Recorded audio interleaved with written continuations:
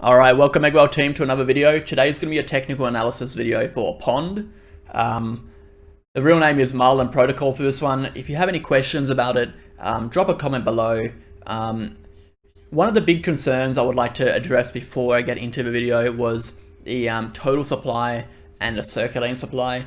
One of my followers pointed out that it was only at 7%, which means there's a lot of room for price inflation, which generally decreases the value of the coin. I did back check this and I looked at the token economics, and I think if I remember correctly, it was only around I'm just gonna give you a rough number. I think it was around 1.6% annual inflation. So they're releasing 1.6% of their coins annually, which is pretty low in comparison to some coins like HBAR, which I think is around 4.4%. If I'm wrong, please correct me down below. I'd love to hear any of your guys' opinions of this coin or comments on this coin. But with that being said, remember, like, comment, and subscribe. Remember, follow us on Twitter and join our Telegram. Links are in the description, and we'll get straight into the video. So to start with, we're just going to place in our long-term support and resistance lines. We have our long-term support line down at the bottom here. We can see we've respected it quite well with 3 separate bounces. And we have our long-term resistance line here. We can see the 3 separate bounces we've had over here and our 3rd bounce here. And then obviously we've had rejection a few times on this downward sloping resistance. Similar to most altcoins, this downward sloping resistance has been quite a strong one, and it's kind of kept us suppressed for around 276 or so days, if I remember correctly. But today what we're going to do is we're going to worry about the short term. We're focusing really on this last little part here. We're focusing, where do we think the price is going to be heading from this point onwards? Do we think it's going to be heading down to create new lows, or do we think it's going to be heading upwards? So to start with today, we're going to actually put in our long-term support and resistant horizontal lines. This is going to give us indication of where the price could potentially move towards, depending on the directional break. So what I mean by that is, once we have our resistance lines in, our support lines in, the price generally tends to bounce between resistances and supports, horizontal resistance and supports. And based on the direction of which this price ends up breaking, whether it breaks the resistance to the upside or downwards, will determine kind of where we're going to be heading with this coin. So let's input our support and resistances. So obviously we have a major support down here at 44, all right, 0.44. To be precise, 0.43. This is our long-term support. This is basically the absolute bottom for Marlin. Obviously we have our horizontal support here, and we do have a little bit of support. We've seen horizontal support over here, which we did back test a few times back in January and February, as well as May, and found a hell of a lot of support around July, June, and more recently in December. So these are our 2 support levels we're looking at. If we do drop below, I would say 0.056, so 5.6, 5.7 cents, that would be our trigger. That would be a confirmation that the price will continue downwards. So what we'll be looking at is something like this: a drop below, a retest, a close below that line, and then you would sell, assuming that the price will be coming down to that lower point. This is obviously a bearish scenario.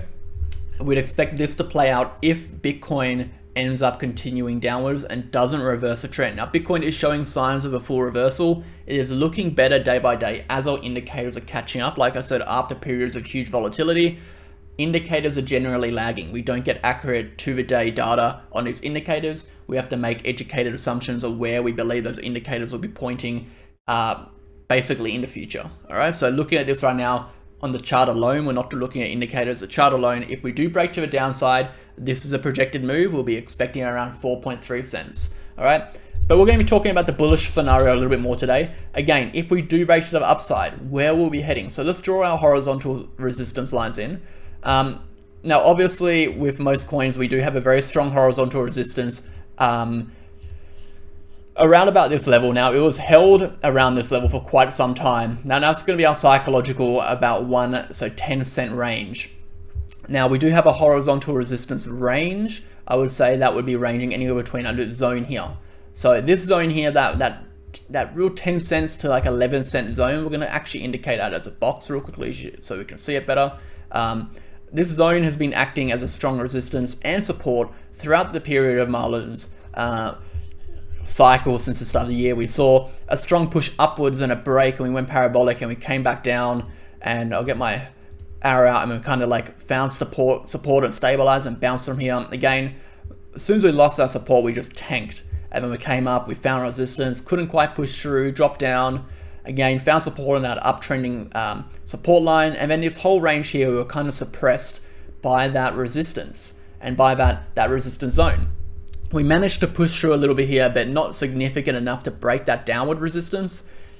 We kind of got stuck between that support and resistance, and we just tanked again. And again, we retested over here. So we're back in this consolidation, and we don't have a lot of time left. The consolidation zone is, 16 or so days left, and the range isn't that big, 34%, for a low market cap coin, and considering the size of this pen at 34% is quite small.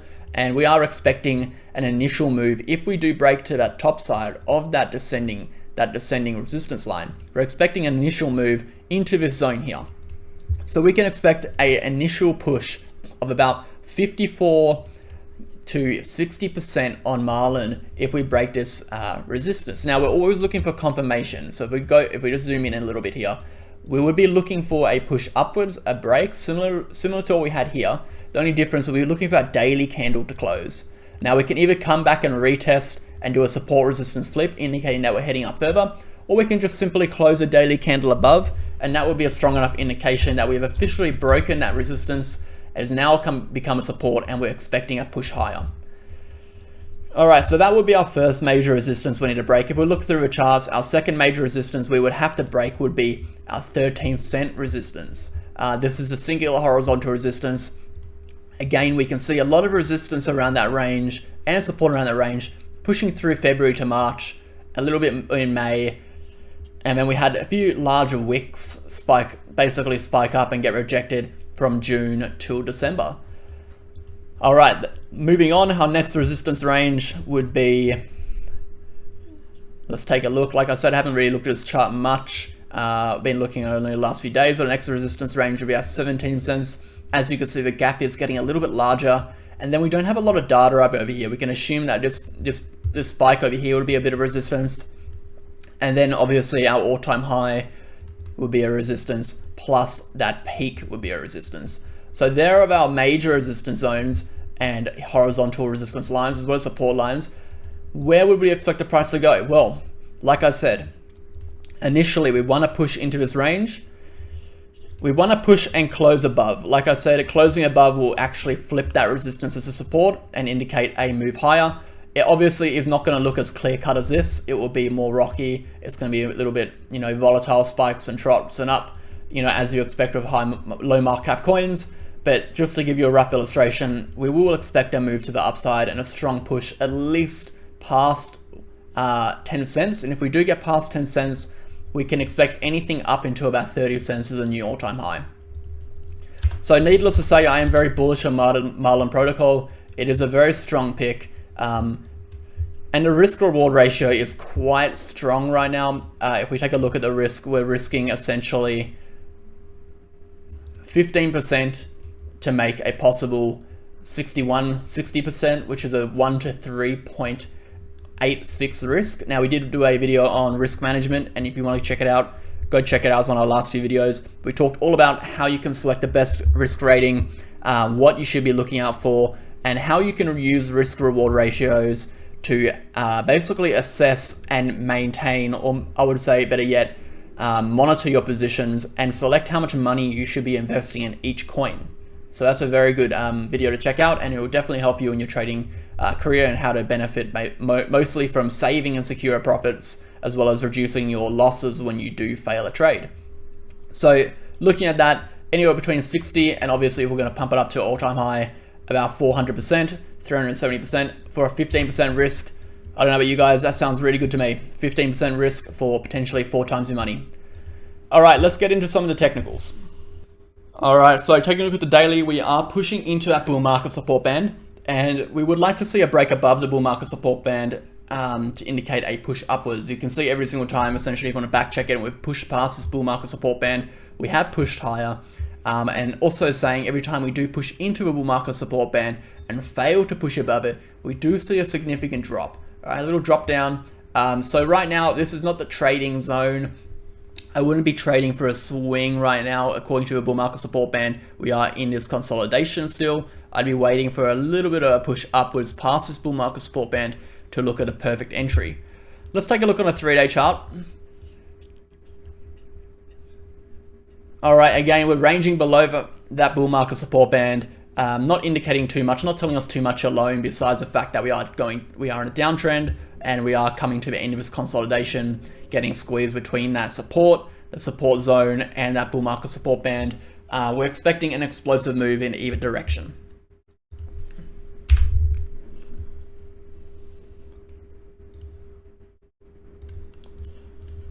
Alright, so next up we're just going to take a look at the RSI and the MACD. We can see on the 3-day chart we've got a little bit of convergence going on. The RSI has definitely bottomed out, and we did get that bottom out around the 18th of December. Since then we have pushed upwards.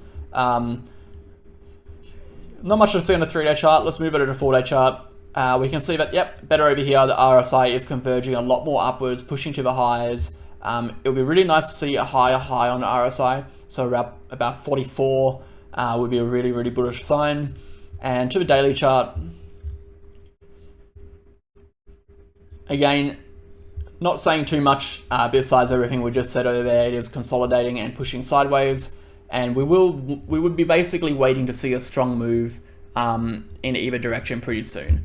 Now, like I said, we're not too concerned if we come down and retest the support. We're more concerned if we drop below the support, and vice versa. We're not too concerned if we come up and touch the support. We're only really concerned if we break above the support. So during these periods of chop, when we're kind of consolidating, it is a good time to establish a long-term position or establish a trading position, only if you have calculated risk. So you want to calculate your risk. You want to look at the risk management video, learn how to use the risk-reward ratios to determine how much money to put in. Once you've done that, you can then decide, all right, this is how far Marlin protocol is off that support. This is how much capital I have. I want to only risk maybe 10% of my capital. How much money should I put in considering it's going to have a 15% risk? And that's how you're going to trade this one. You invest, and obviously we expect upside, but if it goes downside, obviously, then you'll have your stop loss set in and you move on to the next trade. So Marlin protocol is looking great, really good, like I said. We're going to take a look at one more indicator, which is my favorite indicator, which is the Ichimoku cloud. Let me just get rid of something here. All right, Ichimoku cloud, we're going to go to a 3-day chart to start with. Again, really confirming everything we said before, which is a consolidation sideways. We're underneath the conversion line. We would really like to see a break above that conversion line pretty soon to indicate a potential trend flip. And we are pushing into that red cloud, which is obviously a no trade zone. Again, pushing upwards and breaking over a red cloud would be pretty bullish. But until then, we do have a chance of breaking back below and going back down to around 66. Okay, guys, like always, if you have any questions, leave them below. Remember, like, comment, and subscribe, and I will see you in the next video.